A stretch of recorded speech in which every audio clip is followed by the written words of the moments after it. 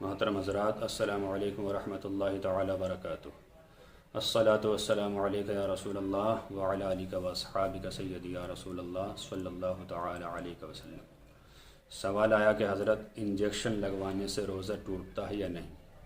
دیکھیے حضرات، آپ یہ بات ذہن نشی رکھیں کہ جو چیز حلق میں جاتی ہے یا جو چیز معدے میں جاتی ہے اس سے روزہ ٹوٹتا ہے۔